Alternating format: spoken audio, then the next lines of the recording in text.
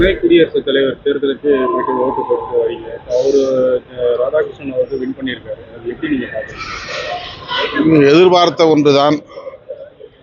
தமிழகத்தை சார்ந்த திரு சிபி ராதாகிருஷ்ணன் அவர்கள் இந்தியாவின் குடியரசு துணைத் தலைவராக இன்று தேர்ந்தெடுக்கப்பட்டிருக்கிறார். அவர் வேட்பாளராக அறிவிக்கப்பட்ட போதே அவர்தான் வெற்றி பெறுவார் என்பது தெரியும். இருந்தாலும் இந்தியா கூட்டணியை சார்ந்த நாடாளுமன்ற உறுப்பினர்கள் அனைவரும் கட்டுக்கோப்பாக ஒற்றுமையாக திரு சுதர்ஷன் ரெட்டி நீதியரசர் அவர்களுக்கு வாக்களித்திருக்கிறோம். 300 வாக்குகள் அவருக்கு, மொத்தம் 752 300 வாக்குகள், பதிவான வாக்குகளில் 300 வாக்குகள் அவருக்கு கிடைத்திருக்கின்றன. இந்தியா கூட்டணி கட்டுக்கோப்பாக இருக்கிறது என்பதற்கு இந்த தேர்தல் வாக்குப்பதிவு ஒரு சான்றாக இருக்கிறது. ஆர்எஸ்எஸ் பாசறையில் வளர்ந்தவர் சிபி ராதாகிருஷ்ணன் அவர்கள் என்றாலும் கூட அவர் இன்றைக்கு குடியரசு துணைத் தலைவராக தேர்ந்தெடுக்கப்பட்டிருப்பதில் மகிழ்ச்சி அடைகிறோம், வாழ்த்துகிறோம். அவர் புரட்சியாளர் அம்பேத்கரின் மீது மதிப்புள்ளவர். அந்த வகையிலே அம்பேத்கர் அவர்களால் எழுதப்பெற்ற அரசியலமைப்பு சட்டத்தை பாதுகாப்பதற்கு, அதன் அடிப்படை கூறுகளை சிதைய விடாமல் பாதுகாப்பதற்கு உற்ற துணையாக இருப்பார் என்று நான் நம்புகிறேன். அந்த வகையில் அவர் செயல்பட வேண்டும் என்று வாழ்த்துகிறேன். செங்கோட்டையன் அவர்கள் அமித்ஷாவை டெல்லிக்கு போயிட்டு சந்திச்சுட்டு வந்திருக்காரு. சந்திப்பு குறித்து உங்களோட கருத்து? ஏற்கனவே என்னுடைய ஐயத்தை நான் பதிவு செய்திருந்தேன். அவர் தன்னியல்பாக கட்சியின் ஒருங்கிணைப்புக்கு போராடுகிறார் என்றால் அதை வாழ்த்த கடமைப்பட்டிருக்கிறோம். ஆனால் அவரை பாஜக இயக்குகிறது என்றால் அது அதிமுகவுக்கு நல்லதல்ல என்பதை ஏற்கனவே நாங்கள் சுட்டிக்காட்டியிருந்தோம். ஐயப்பட்டதை போல அவருக்கு பின்னால் பாஜக இருக்கிறது என்பதை டெல்லியில் அவர் அமித்ஷா அவர்களை சந்தித்ததன் மூலம் உறுதிப்படுத்தி இருக்கிறார். அதிமுகவை கூட்டணியில் இணைத்து கொண்டே கபலீகரம் செய்கிற முயற்சியில் பாஜக ஈடுபடுகிறது என்பதை ஏற்கனவே சுட்டிக்காட்டினோம். மதிப்பிற்குரிய அண்ணன் எடப்பாடி பழனிசாமி அவர்கள் உட்பட பலருக்கும் என் மீது ஆத்திரம் வந்தது, எரிச்சல் வந்தது.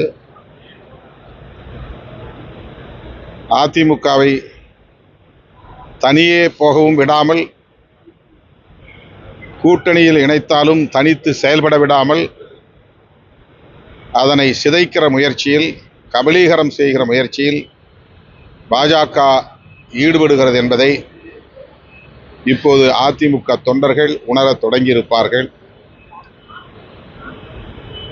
திரு எடப்பாடி பழனிசாமி அவர்களால் கட்சியிலிருந்து நீக்கம் செய்யப்பட்ட ஒருவரை அமித்ஷா அவர்களும் நிர்மலா சீதாராமன் அவர்களும் என்ன துணிச்சலில் சந்தித்தார்கள் என்பது ஒரு கேள்வியாக எழுகிறது. அதிமுகவுடைய தலைவர் எடப்பாடி பழனிசாமி அவர்கள், அவரால் நடவடிக்கை எடுக்கப்பட்டு கட்சியிலிருந்து நீக்கப்பட்ட ஒருவரை அழைத்து பேசுகிறார்கள், அரசியல் பேசுகிறார்கள் என்றால் அதிமுகவை அவர்கள் என்ன நினைக்கிறார்கள்? அதிமுகவுடைய தலைவரை பற்றி என்ன மதிப்பீடு செய்திருக்கிறார்கள்?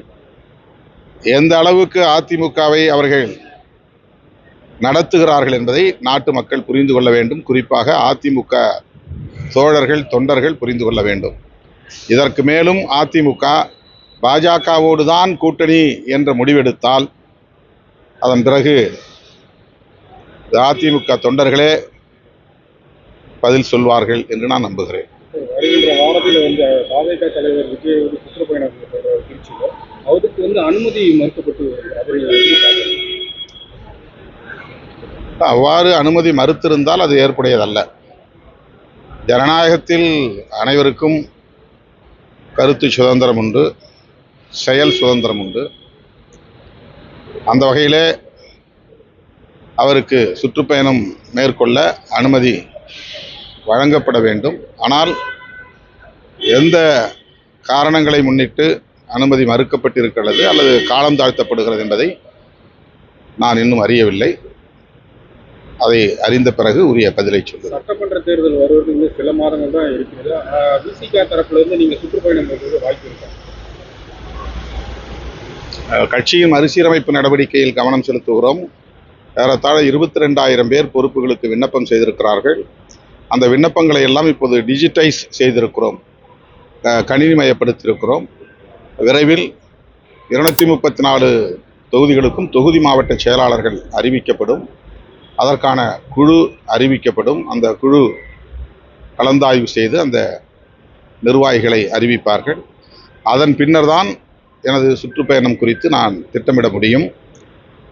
பெரிய கட்சிகள் இப்போதே பயணத்திற்கு தயாராகிவிட்டார்கள். திமுக, அதிமுக போன்ற கட்சிகள். நாங்கள் உடனடியாக களத்திற்கு இறங்க வேண்டும் என்கிற ஒரு அவசியம் இல்லை அல்லது கட்டாயம் இல்லை.